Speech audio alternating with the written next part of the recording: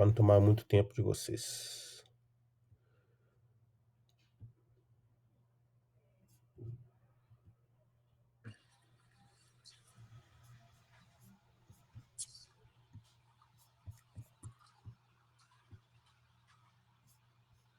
Tá vendo a tela? Sim. Tá em modo apresentação? Sim. Beleza, então vamos lá. Então hoje a gente vai falar então sobre FA subclínica. Nós vamos, não tem nenhum conflito de interesse sobre esse tema. Nós vamos abordar um pouco sobre a definição atual, epidemiologia, o risco de AVC, os dispositivos, as diretrizes e tratamento atual. Então a definição de FA subclínica hoje, para a gente começar a definir, a gente tem que definir uma sigla que sempre vem muito nos laudos hoje da telemetria, né? Frequência cardíaca atrial elevada, AHRE em inglês. Então, são episódios de frequência cardíaca atrial elevados, sendo FA, flutter ou TA, detectados por dispositivos cardíacos implantáveis, marca-passo, CDI, ressincronizador ou gravador de eventos, normalmente definido com frequência atrial entre 175 e 220. E a FA subclínica, que é a sigla em inglês chamada de SCAF, são episódios assintomáticos de FA detectados por esses dispositivos cardíacos implantáveis, marca-passo, CDI, ressincronizador, ou dispositivos vestíveis e não previamente diagnosticados nem por eletro nem por Holter. Deve ser sempre confirmados, de preferência pelo eletrograma intracardíaco, quando for feito por dispositivo. A taquicardia atrial subclínica, SCAT, são episódios assintomáticos de taquicardias atriais, FA, flutter ou TA, detectados por dispositivos também, e também não previamente diagnosticados por ECG ou Holter. Também devem ser documentados por eletrograma intracardíaco. Aqui um exemplo de um paciente com FA subclínica detectado por um marca-passo, era uma fibrilação atrial. A prevalência da FA subclínica vai depender da população estudada e das técnicas de triagem, né? Estima-se, então, nos pacientes nos laboratórios de telemetria, 5 a 35% dos pacientes apresentam FA subclínica. A maior prevalência é em idosos, como acontece com a FA, e a maior prevalência nos pacientes com cardiopatia, principalmente se tiver insuficiência cardíaca associada. Aqui são alguns estudos que relataram, então, a frequência e as complicações das frequências cardíacas atriais elevadas. Então, em torno de 10% de eventos de FA, 50%, 40%, então varia muito. Dependendo também a duração dos eventos e o risco relativo, que nós vamos falar mais aqui dos eventos. Então, as FA subclínicas aumentam o risco de ter FA clínica e aumentam o risco de ter AVC isquêmico e embolia, e esse é o grande problema. E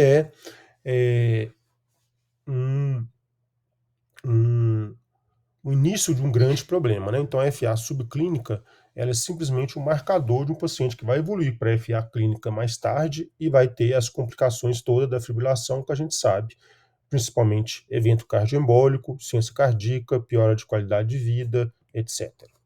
A triagem da FA subclínica, hoje em dia, ela é recomendada em todos os pacientes que tiverem dispositivo, né? Então, assim, você vai procurar lá se o paciente tem FA subclínica. E em alguns pacientes, ela é recomendada também de acordo com algumas diretrizes, de acordo com os fatores de risco e a idade do paciente. Você pode fazer por métodos baseados em eletro, como hoje em dia a gente tem dispositivos, né, com 1 ou 2 eletrodos, 6 eletrodos e até mais de 6 eletrodos disponíveis. Você pode fazer por métodos não baseados em eletro, que não vão ser diagnósticos de FA, mas vão indicar FA, e aí eu vou fazer a busca dessa FA, palpação de pulso, pleximografia com alguns relógios, alguns aplicativos de pulso, até de aparelhos de pressão, que podem sugerir ritmos típicos de fibrilação atrial, mas que devem ser confirmados. Qual é o grande problema de fazer triagem? Tem claramente seus benefícios, mas também tem seus riscos. Então, o grande benefício é prevenção de evento cardioembólico, utilizar anticoagulante em pacientes em risco. Prevenção de início de sintomas, prevenção e reversão do remodelamento atrial mecânico e elétrico, quando você faz o diagnóstico mais precoce, então posso intervir de maneira mais precoce, prevenção de desequilíbrios hemodinâmicos, reversão de taquardiopatia, que eventualmente possa ser encontrada ou evoluir, prevenção de mortalidade relacionada à fibrilação atrial e redução dos desfechos relacionados então, à fibrilação atrial. Mas quais são seus riscos? Erros de interpretação de elétrico, pode superdiagnosticar o elétrico, supertratar. Então, os casos de falsos positivos, né, em alguns pacientes levando a anticoagulações inapropriadas e a mesmo até intervenções como medicamentos. Além de ansiedade, reações na pele como monitorização, uso de anticoagulante pode levar a aumento de sangramento, de infecção, se a gente estiver anticoagulando pós-procedimento, pós-dispositivo, detecção de arritmias de significado incerto, testes adicionais que não precisaram ser feitos, como Holter, gravador de eventos ou até monitor cardíaco implantável. Então, esses são os riscos. Entretanto, fazer o diagnóstico de FA subclínica é importante porque ela tem um valor prognóstico. Os pacientes com FA subclínica vão evoluir para FA clínica, primeiro paroxística, depois persistente. Tem claramente hoje uma associação com acidente vascular cerebral isquêmico. Agora, o risco é menor do que na FA clínica, então é difícil da gente simplesmente aplicar todos os estudos que a gente tem de FA clínica para FA subclínica e fazer as mesmas abordagens de tratamento, como, por exemplo, antiarrítmico, drogas que controlam frequência, ablação e, principalmente, os anticoagulantes. A carga da FA parece estar associada ao risco, então quanto maior a carga de FA, maior o risco cardioembólico, mas a gente também ainda não sabe ao certo qual que é a carga que vai mudar nossa conduta. Existem alguns preditores de FA subclínica, então aqueles pacientes que a gente tem que ficar esperto que eles podem evoluir com FA subclínica. Aqueles pacientes que fazem Holter, que tem mais de 500 extrasístoles em 24 horas, é um preditor. Paciente que está precisando muito de pace de VD, paciente com doença do nosso sinusal, paciente que não tem FA, mas se eu fizer o CHADS-VA dele, vai dar um alto risco, vai dar um score alto, é um paciente que é um preditor de FA, então o CHADS-VA, além de predizer eventos, também previne quem vai desenvolver FA clínica. E o paciente com insuficiência cardíaca também é um preditor de FA subclínica. Nos primeiros estudos, foi o estudo ACERT, que pegou então a avaliação de FA subclínica e o risco de AVC. Pacientes com mais de 65 anos, portadores de marca-passo ou CDI, a intervenção era monitorização de FA subclínica por 3 meses, definido como TA com frequência acima de 190 por no mínimo 6 minutos. Quem não tinha SCAF e comparou evento cardioembólico durante 2 anos e meio. E aí houve uma diferença importante no grupo com SCAF, com uma taxa maior de taquiarritmias atriais clínicas, então o paciente com FA subclínica desenvolveu com o tempo FA clínica, taquiarritmia atrial clínica, flutter, TA, e apresentou mais AVC isquêmico e embolia sistêmica.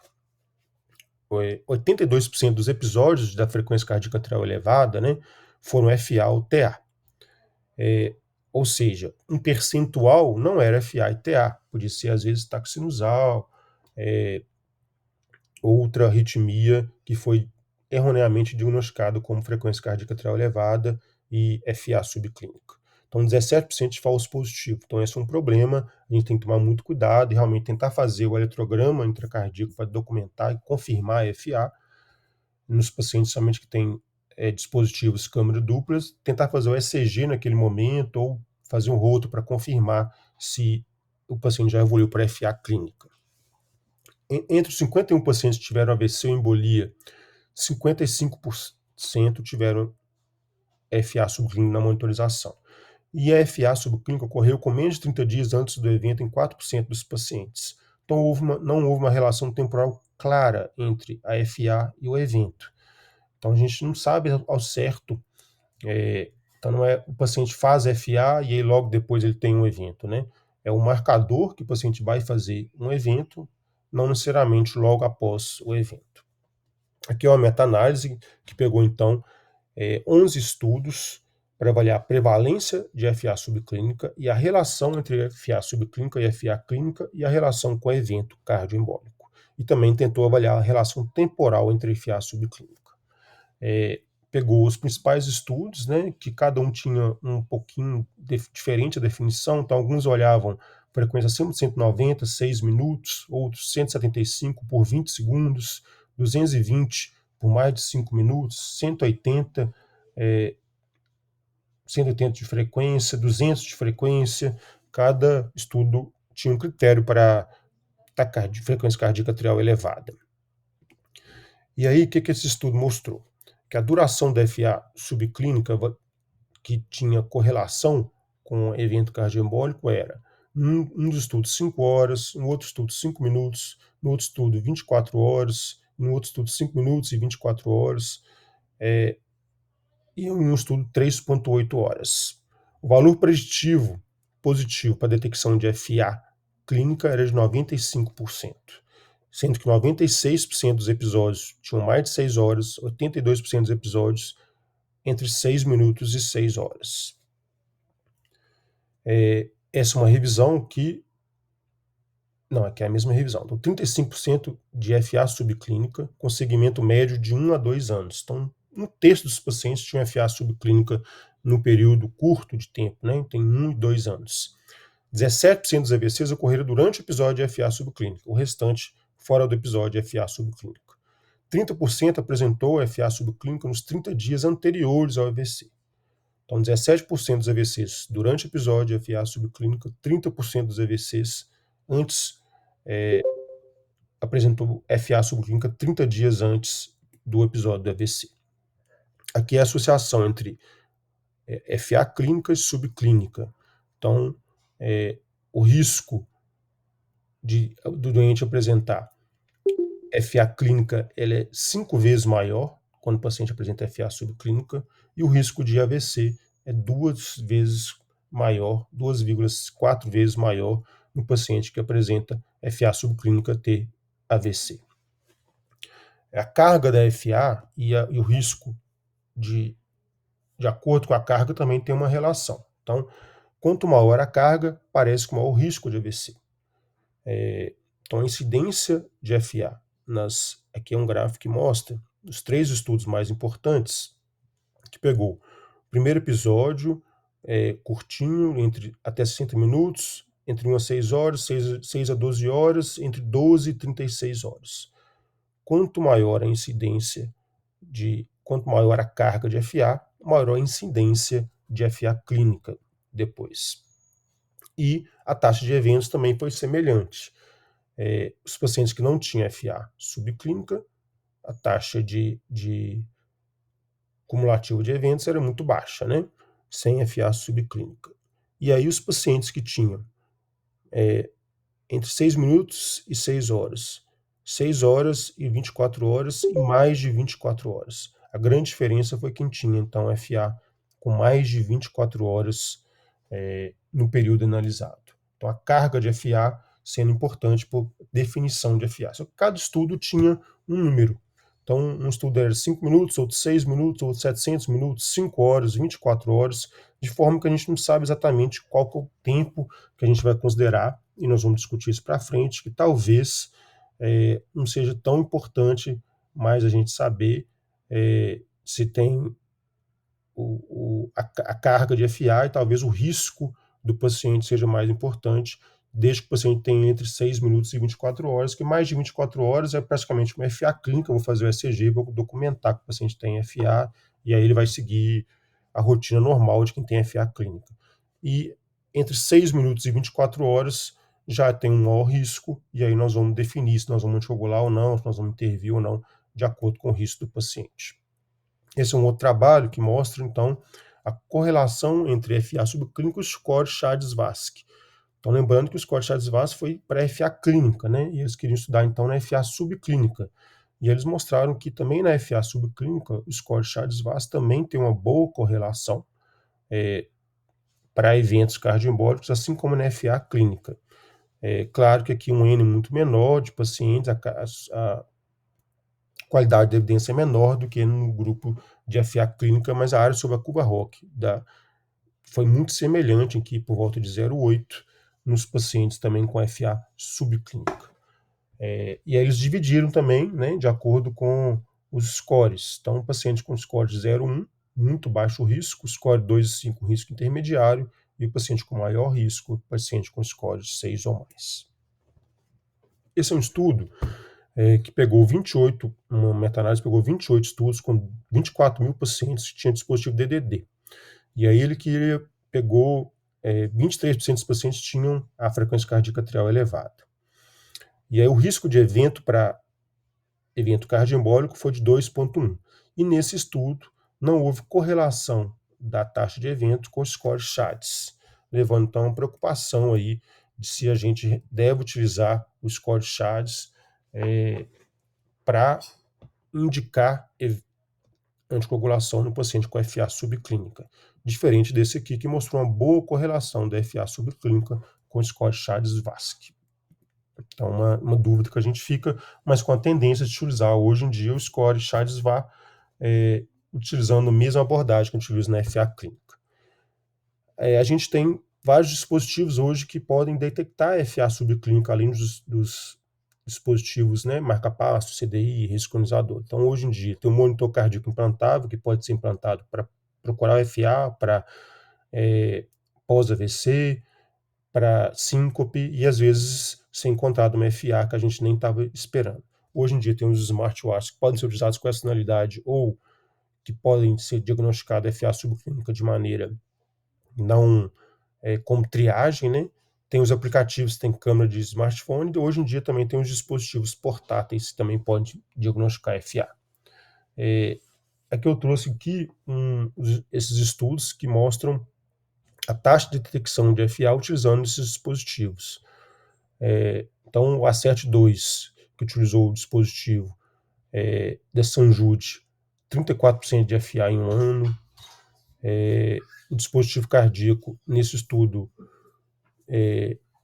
da Medtronic, 29% em 18 meses, e esse dispositivo do Revalink, 22% de FA com monitor cardíaco em 450 dias.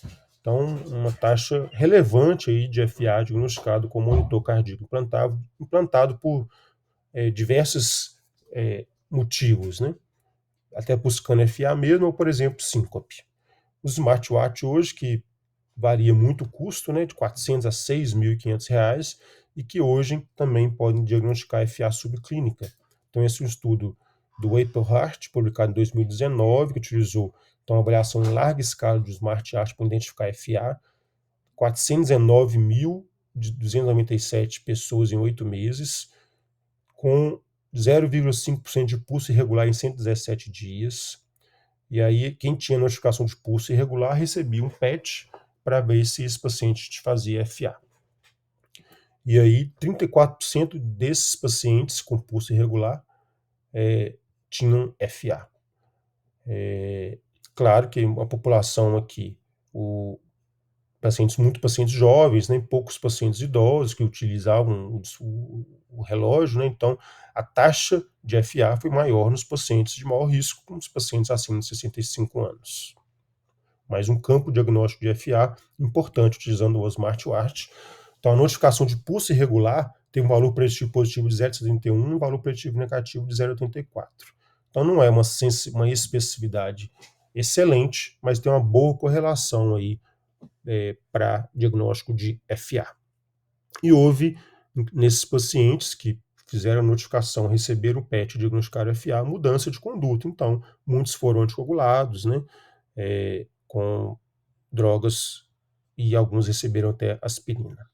O outro estudo do Rival, né, que é o estudo que utilizou o Huawei, né, que é um outro relógio, que também é um estudo muito grande, que usou o dispositivo então, baseado nessa fotoplestimografia para triar FA. Também adultos acima de 18 anos que tinham o Huawei, né, o iPhone, o telefone Huawei, e aí esses diversos dispositivos Smart. 246 mil downloads, né, que fizeram um dispositivo, 424, 0,2% com suspeita de FA, e aí 61 diagnosticou FA, e aí a gente consegue ter mudança também de conduta nesses pacientes que diagnosticaram FA, principalmente nos pacientes de risco intermediário, que houve aí os pacientes de baixo risco. Foi optado por não anticoagular, os pacientes de alto risco, muitos já eram anticoagulados, e os pacientes de risco intermediário, que às vezes não eram anticoagulados, quando diagnosticou FA pelo smartphone, houve mudança do diagnóstico. E qual que é a sensibilidade e especificidade nesse estudo, utilizando então a plexitomografia?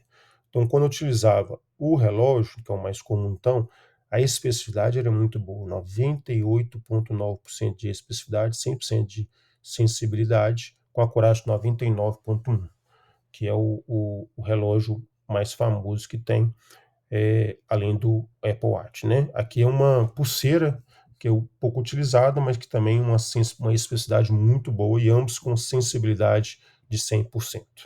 Esse aqui é só um exemplo de um caso que a gente recebeu, né?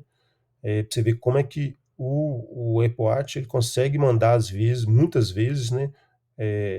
Traçados muito bem feitos que a gente consegue diagnosticar. Aqui depois a gente acabou estudando e suspeito de CTV, eu esqueci o que deu o resultado. Aqui foi um paciente com FA, que já tinha sido uma ablação, que recorreu, primeiro subclínica, depois confirmou clinicamente. E aqui também um outro paciente com FA, diagnosticado, então, pelo smartwatch.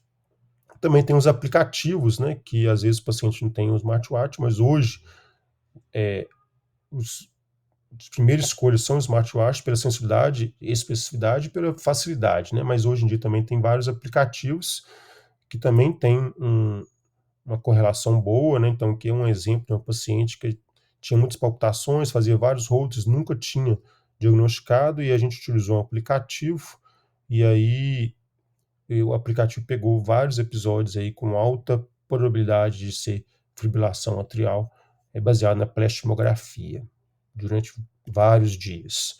Qual que é a acurácia desses aplicativos, né? Foi feita essa meta-análise que mostrou com uma acurácia muito boa, em torno de sensibilidade de 95% e especificidade de 95,8%. No Brasil, a gente tem disponível esse um desses aplicativos que paga por volta de R$100 por ano. A especificidade e a sensibilidade muito próximas dos relógios, mas um pouco pior do que os relógios. Aqui a área sobre a curva Rock, todos eles com a mesma sensibilidade e especificidade, não tem um aplicativo melhor do que o outro, não. Tem um alto valor preditivo negativo, sendo bom para excluir FA, então aqueles pacientes que estão na dúvida se está recorrendo depois de ablação, ou que, por acaso, alguém teve FA prévia, e aí depois você quer monitorizar para ver se é seguro manter a suspensão da articulação, se ele for de baixo risco, né? Uma FA paroxística que foi ablada. Então, são hoje várias tecnologias que nos ajudam a saber se o paciente está recorrendo ou não, e até às vezes mudando a indicação de anticoagulação, principalmente em relação ao valor preditivo negativo para excluir FA. Então, esses são os dispositivos disponíveis, né, e que fazem eletro também, que aí é melhor ainda, porque realmente aqui não tem muito erro, né? Então, o mais comum é esse Alive Core, que hoje em dia, da Cardia, você tem de uma derivação, de 6 derivações, até 12 derivações. E o MyDiagnostic é um bastão que o paciente também faz o eletro. E aqui já confirma, não precisa de ter outro exame, igual aqui a gente, no aplicativo, você teria que ter o exame. Foi feita uma revisão sistemática para avaliar todos esses dispositivos, né, e mais ou menos aquele mesmo resultado. Então, a sensibilidade variando aí de 70% a 97%, especificidade de 67%, o smartphone foi o melhor, sensibilidade próximo de 100%, especificidade também próximo de 100%. Os que fazem eletro, a LiveCore e MyDiagnostic, especificidade muito alta, a sensibilidade um pouquinho menor.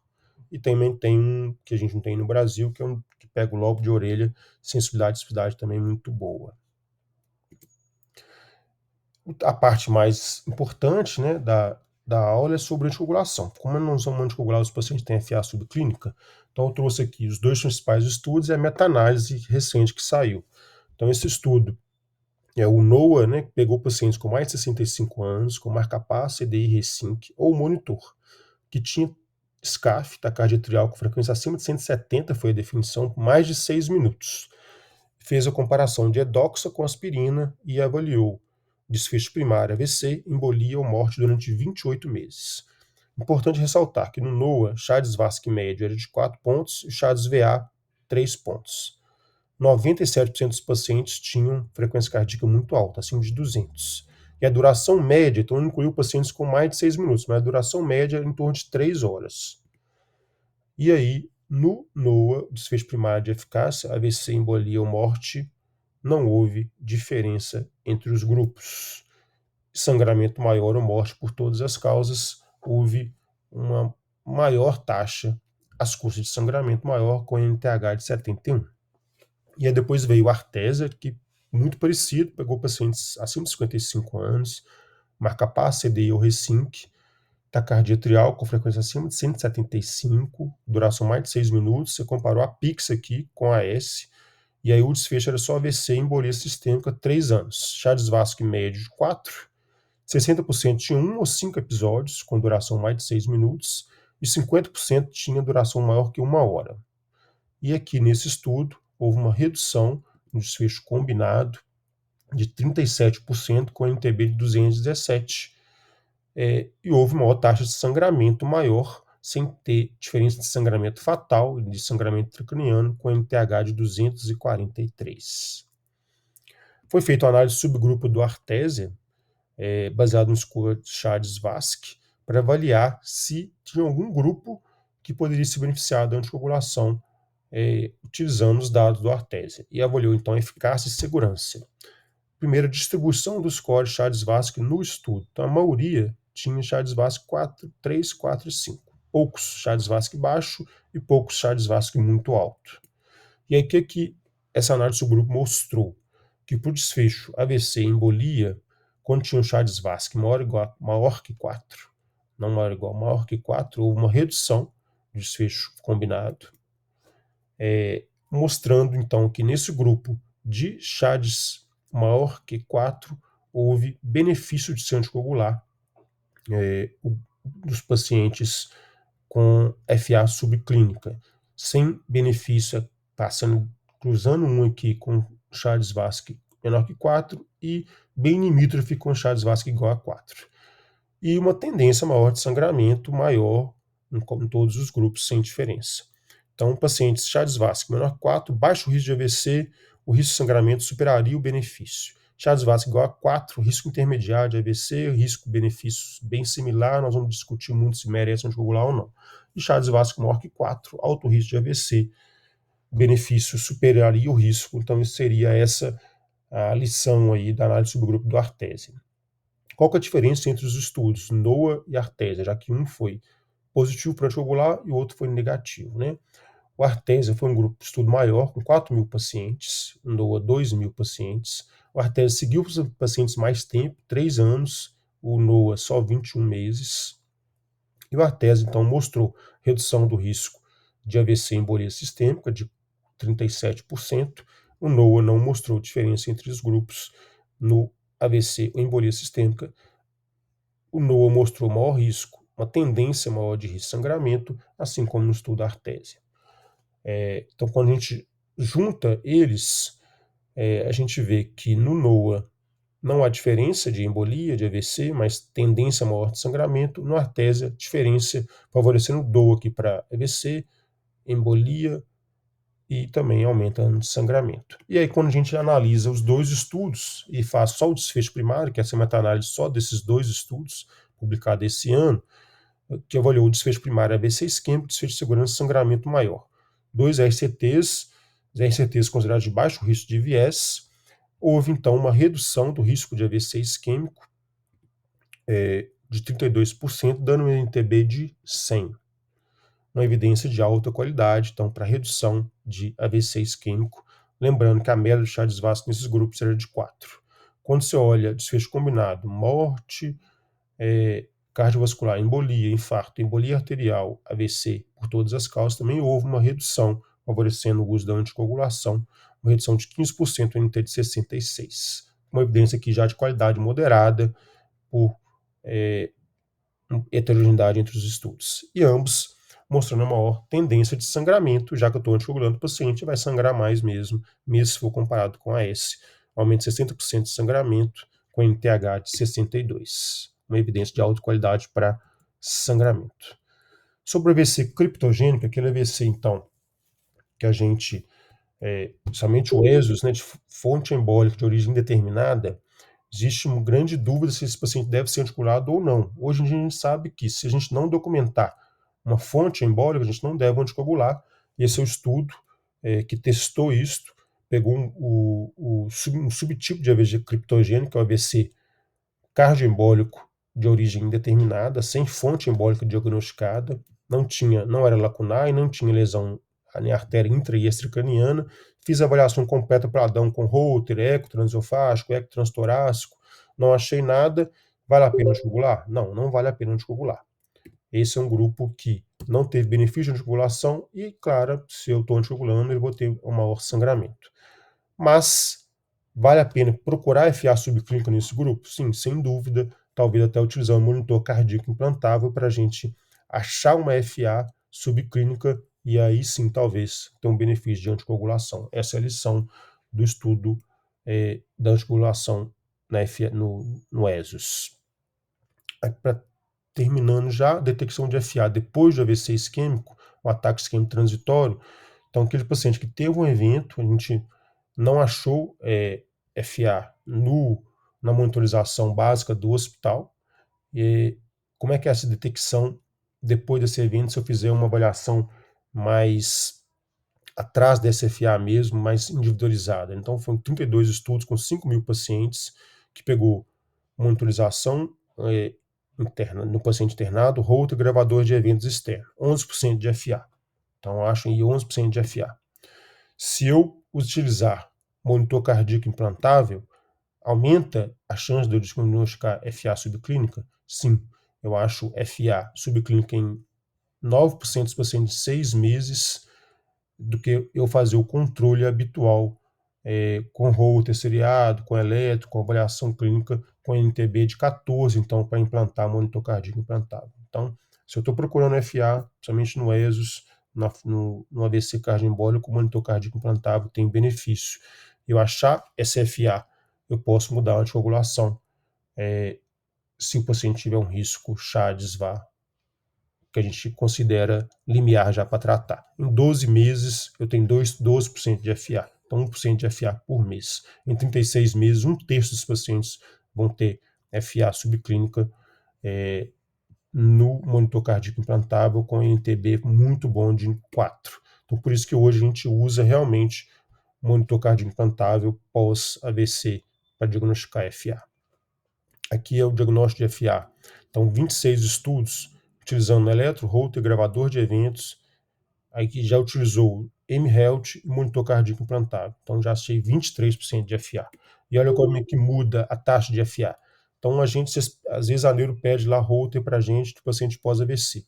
Taxa de FA no Holter, 48 horas ou 24 horas, 4%. Se eu utilizar aplicativos e relógio, ou seja, se eu pedir o paciente para comprar relógio, taxa de diagnóstico de FA já vai para 15%. Se eu utilizar o monitor cardíaco implantável, vai para 16%. Então, eu vou aumentando meu diagnóstico a partir que eu vou ampliando a busca de FA e, com o tempo passando, eu chego até a 1/3 do diagnóstico de FA com monitor cardíaco em 36 meses. Então, o que as diretrizes falam sobre FA subclínica e sobre o diagnóstico dessa FA subclínica? Infelizmente, a gente tem poucas recomendações de qualidade de evidência boa. Então, a gente tem uma recomendação para fazer FA toda vez que estiver suspeitando, para fazer monitorização de ritmo em todo mundo acima de 65 anos, né? Fazer ECG, fazer triagem para FA nos pacientes que têm fatores de risco adicionais de CHA-DISVA, ou tem mais de 65 anos, ou que tem 65 anos e fatores de risco. Então, aqui é da diretriz nova, né? Então, depois de um evento cardioembólico, eu vou fazer uma monitorização bem agressiva para procurar a monitorização invasiva e não invasiva de FA. Se é classe 1, está bem claro já que se o paciente fez o evento embólico, eu não achei a fonte. Baseado nesses estudos que eu mostrei, então, que Holter, depois relógio, depois monitor cardíaco implantável, eu vou diagnosticar muito, então tem que procurar FA.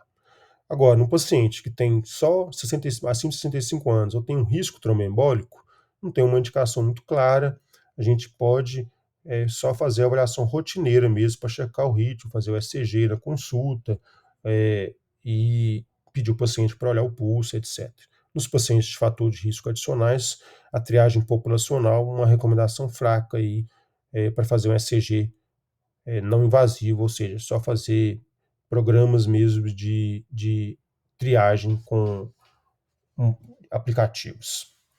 Em relação à recomendação formal para anticoagulação, a diretriz não fala nenhuma recomendação ainda para anticoagular. Na seção de SCAF, ela fala que a gente deve considerar risco-benefício entre potencial benefício, considerar o equilíbrio, né, o trade-off entre o potencial benefício e o risco de sangramento para anticoagular ou não o paciente. Essa diretriz, task force, que é a diretriz, conclui que o DOAC pode ser considerado no subgrupo de pacientes, mas não fala qual subgrupo de pacientes que foi detectado com FA subclínica, que tenha fatores de risco elevados para FA, mas não fala qual score e como é utilizar, e se não tiver fatores de risco para sangramento maior. Então não tem nenhuma recomendação hoje formal pela diretriz de 2024 para anticoagular, SCAF. UpToDate, o que ele fala? Sem recomendação sobre indicação de triagem com qualquer dispositivo de mHealth, então não recomendo a gente mandar o paciente comprar relógio ou aplicativo para buscar FA, paciente que nunca teve nada, né? Mas ela faz uma recomendação fraca para anticoagular após AVC criptogênico se eu fiz o diagnóstico de SCAF, independente da carga e da duração do FA. Então, mesmo se for 6 minutos ou 6 horas ou 12 horas, ela recomenda anticoagular pós AVC criptogênico. Uma recomendação fraca. Com perspectiva, a gente tem um estudo que ainda está em andamento, que está utilizando mais ou menos a mesma ideia desses estudos prévios, mas aqui não comparou com a F, comparou com anticoagular se o paciente tinha FA clínica de acordo com o Chades-Vasque, e aí vai ver o resultado do estudo LUP, que ainda não foi publicado, deve publicar recentemente, já que ele acabou a última vez em 2020, com proposta de ter 4 anos de segmento. Então, o que a gente vai fazer, então, no momento?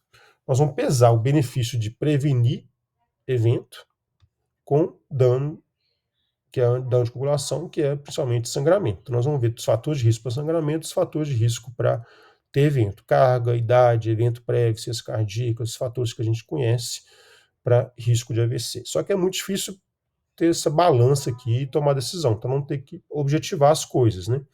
Então, tentando objetivar um pouco e fazendo uma recomendação, utilizando o conjunto das evidências que a gente tem, eu faria uma recomendação forte para anticoagular na SCAF nos pacientes com alto risco embólico, definido como os estudos e a meta-análise mostrou, com Chades VA maior ou igual a 3 pontos. Então, paciente com SCAF, mais de 6 minutos e menos de 24 horas, que tem um alto risco embólico, esse eu acho que a gente merece uma recomendação forte para anticoagular. Os pacientes com baixo risco embólico, Chades VA 1 a 2 pontos, esse talvez a gente faria uma recomendação fraca para anticoagular e depende muito do risco de sangramento desse paciente. Era isto.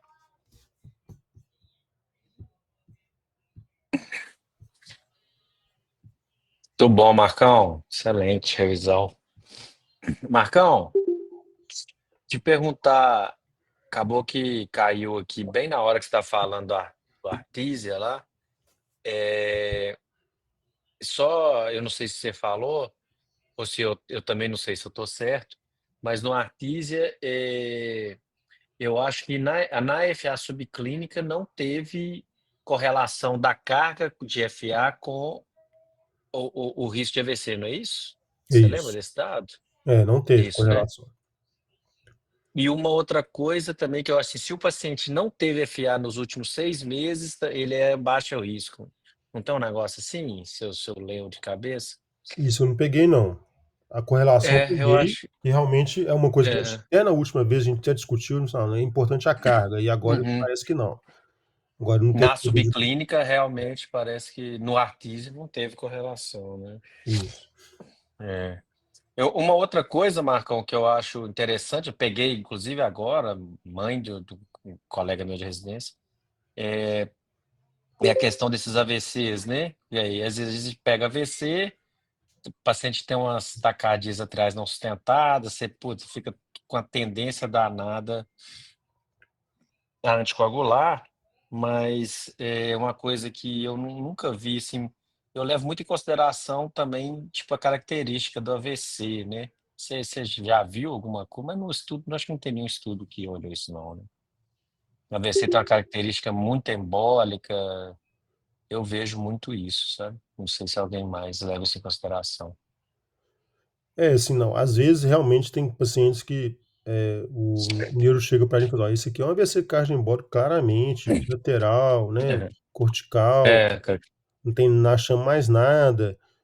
Mas mesmo assim, Uhum. esses pacientes foram incluídos naquele estudo que foi negativo com anticoagulação, né. Só pegou esse tipo de Com paciente que certeza. tinha um risco de ser realmente um AVC cardioembólico, né, na definição de AVC lá. Então, se a gente não conseguir É. achar nada, eu ainda também fico bem na dúvida. Mas a gente, nesse caso, Esse caso, tem que tentar pôr o é, monitor para descobrir mesmo. é. Esse caso eu coloquei monitor implantável, pedi para implantar. Alguma coisa aí? Ana, Marquinhos, quem mais tá aí? E Marcão, Bela, parabéns pela. Onde foi, André? não pode. Não, assim, parabéns pela aula. No final, a pergunta que eu ia fazer era a sua impressão, que é o que você colocou nos últimos 2 slides, né? Que é uma rotina a gente pegar isso, né, André? No Ana, no Bela, no nosso ambulatório. A FA subclínica é uma realidade, assim, muito forte no nosso ambulatório, né? Na telemetria do HC. Mas já vi outros comentários do John Ken também no passado, tudo. Realmente eu tinha uma tendência maior, além de avaliar o Chades-Vasque, a duração da FA, né? Aquela mais próximo de 24 horas. Mas realmente é um caso desafiador mesmo. Realmente você tem que decidir isso daí. Mas realmente, naqueles com Chades-Vasque mais alto, realmente eu acho que você tem que ter mais atenção e individualizar, eu acho. Eu acho Isso que tem que aí. fazer o que vocês estão fazendo. Manda a cartinha mesmo pro médico, o médico vai e decide junto com o Isso, paciente, né? Faz o score exato. direitinho e decide. Não, com certeza. Mas e realmente foi legal, eu não sabia, eu não pensei que você fosse falar dessa parte do ESOS, né? Realmente é uma coisa também que ainda bem que agora estão liberando esse monitor de eventos, né? Precisava ser criptogênico. Realmente a gente ficava ali sem tinha que decidir na hora o que fazer, se a gente coagularia ou não, mas realmente com esse monitor de eventos liberado pelos convênios para investigação desses AVCs criptogênicos, eu acho que ajudou muito também. É. Eu peguei um caso recente no paciente jovem, 40 anos, que ele teve um AVC, aí tinham inicialmente diagnosticado como um FOP, né? Só tinha achado isso, aí fizeram o fechamento do FOP. Aí, tipo assim, meses depois foi fazer um teste ergométrico, aí fez FA no teste ergométrico, entendeu? Ele não tinha diagnóstico prévio ao fechamento, sabe? Isso aí é muito comum, né? É. Muito Não, Pois comum. eu é. tive um caso também recente, assim, que foi um Uhum, AVC, um ESUS, aí achou um uhum, FOP, mas era um FOP de baixo risco. Não, será que é isso mesmo? Paciente mais idoso. Vamos reavaliar ambulatorial, não fazer nada, não. Quando a gente foi dar alta no paciente, foi dar o último exame no paciente, a gente escutou, o paciente estava, até residente que eu escutou, o paciente estava irregular, fez o ECG, era um FA. E o paciente não estava sentindo nada. É, Aí a gente ia impressionante. reavaliar um fechamento de FOP e mudou completamente, por sorte, assim. Então tem que perseguir E FA uma, mesmo, no paciente idoso, é né? verdade. E aquele negócio que você comentou também, Marcos, realmente a F1 é um marcador, né? Porque assim, a falta de correlação temporal entre os eventos e o AVC, né? Desses estudos também. Isso aí realmente é uma coisa que decepcionou um pouco também, né? É. Eu acho que marca a gravidade desse paciente, isso. E aí? Mais Eu tenho, alguém comentar? eu tenho uma dúvida aí. Eu queria saber, Marcos, sua opinião, o quanto que afetou no Artésia I ser ele não ter feito com placebo, ter feito com AS, quanto que você acha que isso afetou nos resultados, sabe? Tipo Os assim, dois que isso fizeram, já né? impacta. Os dois fizeram com a S. Eu Mas acho. o Noah foi edoxabano com placebo, né?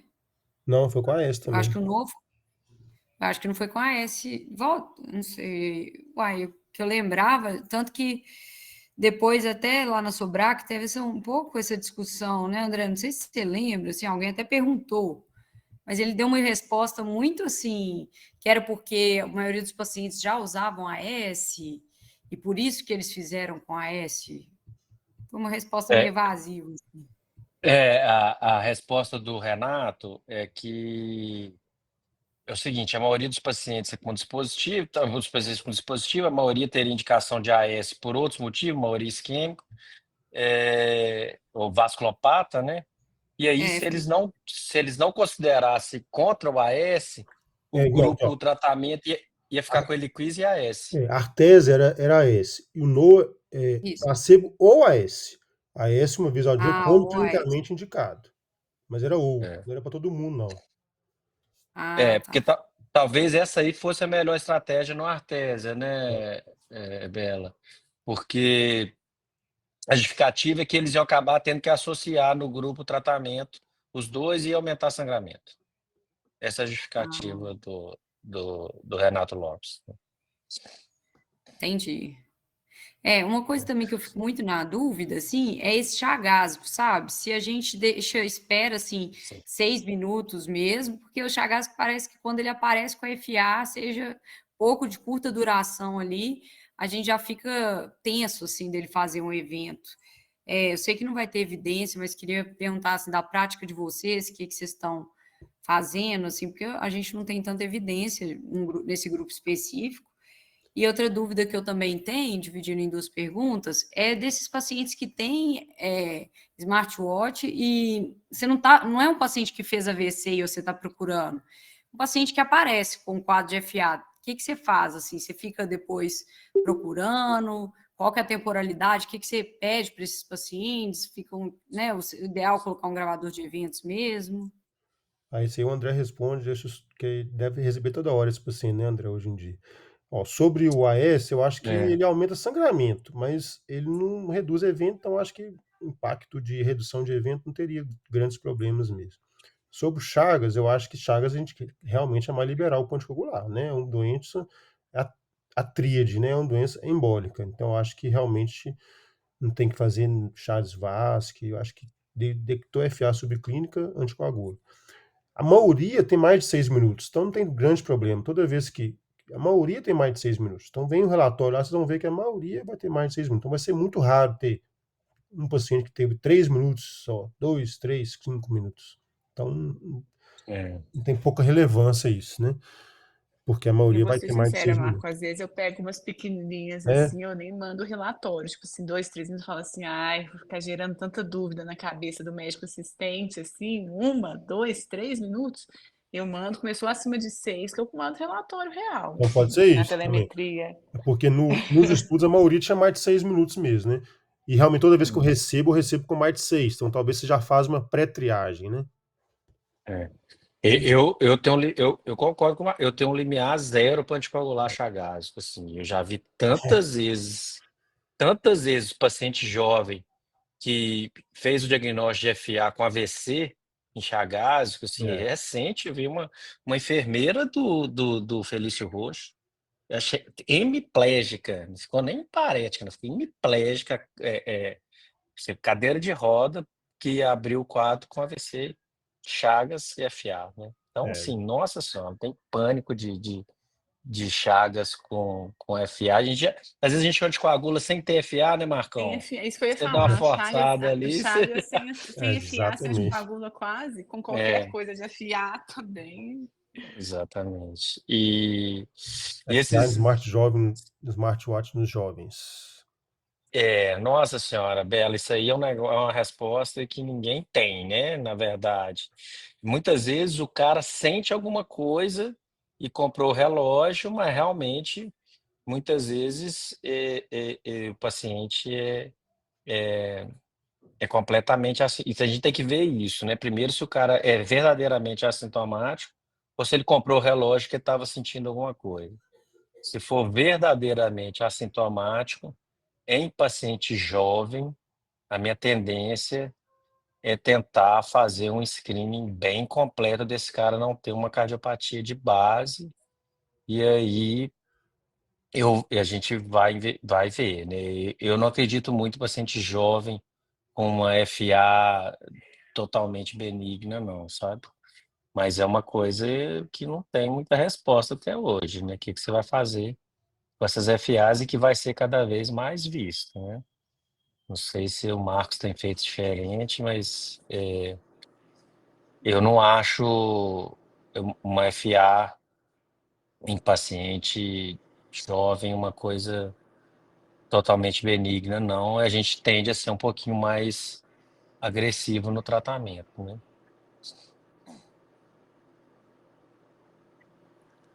Isso é verdade, viu, André?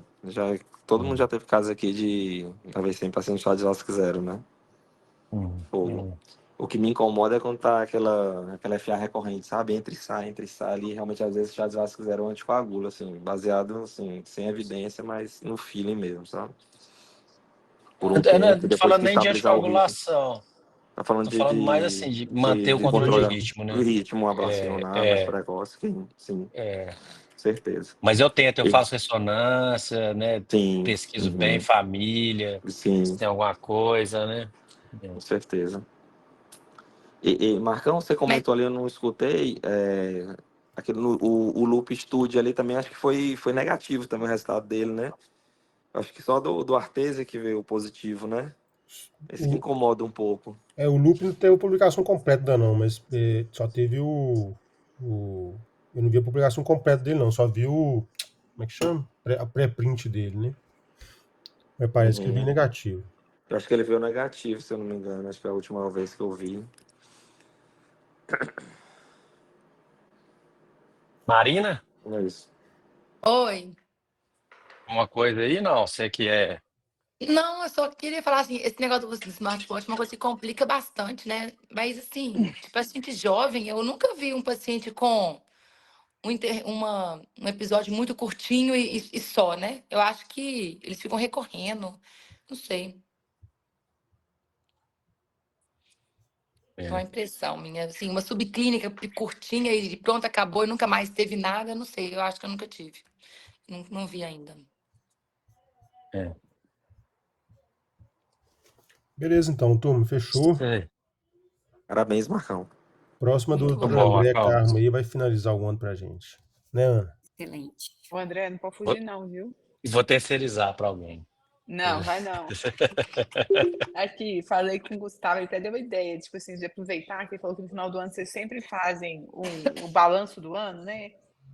Ah, As sim, coisa boa. ablações, o que fez, ele volta no final de novembro, então a ideia... Você fala Às vezes sobre você fala de ablação de TV, alguma coisa, e um mapeamentos, balanço né? do ano. A gente tem muita dúvida Dos sobre mapeamentos, o pessoal mapeamento. entender, né? O que você tem estudado aí, assim, né? Às vezes as Até a coisa boa ferramentas das nossas pesquisas aí, eu acho que é legal. O André só quer dar aula em André, congresso agora, viu? tem aquele pois artigo é. de imagem em TV que eu achei bem legal. Também tem esse aí, que é legal. É uma coisa meio técnica, mas é legal. Beleza. A gente Fechou, vê. então, gente. Eu mando Boa aí para noite. vocês. Abraço. Valeu, boa Então noite. tá. Tchau.